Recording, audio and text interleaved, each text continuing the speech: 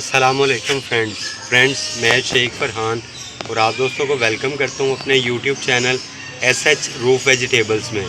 Friends, आज इस video में आप दोस्तों के साथ हिबिस्कस के पौधे को रीपोर्ट करने का तरीका बताने वाला हूं कि किस तरह हम उसको रीपोर्ट कर सकते हैं बड़े आराम के साथ। तो फ्रेंड्स, ये देखें, मेरे पास ये हिबिस्कस का पौधा है जो कि एक छोटे 5 इंच के प्लास्टिक पॉट में लगा हुआ है। तो अब चूँकि गर्मी बहुत ज़्यादा है तो प्लास्टिक पॉट में छोटा साइज़ होने की वजह से मिट्टी बहुत जल्द जो है वो ड्राई हो जाती है, और वैसे भी अब इस पौधे को बड़े गमले की ज़रूरत है। तो मैंने सोचा कि इसको आज रिपोर्टिंग करने का तरीका आप दोस्तों को बता दूं और साथ ही पौधा रिपोर्ट भी हो जाएगा। तो ये देखें फ्रेंड्स, सबसे पहले हमने क्या करना है कि इस पौधे को 1 से 2 दिन पानी देना बिल्कुल बंद कर देना, ताकि इसकी मिट्टी जो है वो अच्छे तरीके से ड्राई हो जाए। जब इसकी मिट्टी ड्राई हो जाए तो उस पौधे को इस तरह पकड़ना है हमने। इस तरह पकड़ने के बाद ऐसे उल्टा करके किसी भी गमले वगैरह की नुक्कड़ पे इस तरह टैप करना है।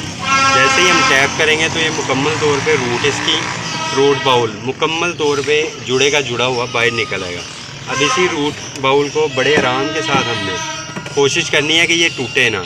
आराम के साथ इसके अंदर हमने ऐसे रख देना है और फिर मिट्टी साइडों से इस तरह दबानी शुरू कर देनी है। ये देखें, साइडों से मिट्टी लाजमी आपने प्रेस करनी है, क्योंकि अगर आप मिट्टी प्रेस करेंगे तो ही साइड के एयर बबल जो हैं वो ख़त्म होंगे।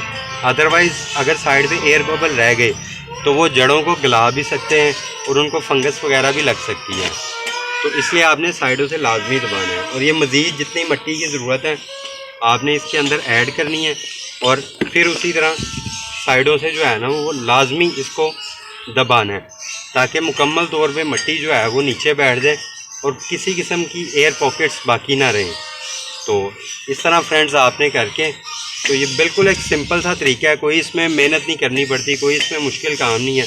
जब आप बिल्कुल इस तरह कर लेंगे तो इसके अंदर आपने पानी इतना डालना है कि ये मुकम्मल तौर पे ऊपर तक जो है वो भर जाए, और पानी नीचे से इसके जो सुराख होता है गमले का सुराख, उसमें से पानी आराम के साथ जो है वो बाहर निकलना शुरू हो जाए। इतना पानी आपने पहली दफ़ा डालना है, और फिर इसको रिपोर्ट करके आपने कोशिश करनी है कि 1 से 2 दिन के लिए आप डायरेक्ट धूप में ना रखें, इसको रोशनी वाली जगह पे रखें।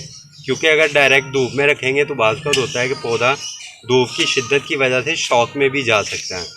तो बेहतर है कि आप इसको सिर्फ रोशनी वाली जगह पे रखें, तो इंशाल्लाह 2 दिन बाद आप इसको डायरेक्ट धूप में शिफ्ट कर सकते हैं। तो उम्मीद करता हूँ आप दोस्तों को ये वीडियो अच्छी लगी होगी। वीडियो अच्छी लगी है तो इसे लाजमी लाइक कीजिएगा और चैनल को भी लाजमी सब्सक्राइब कीजिएगा।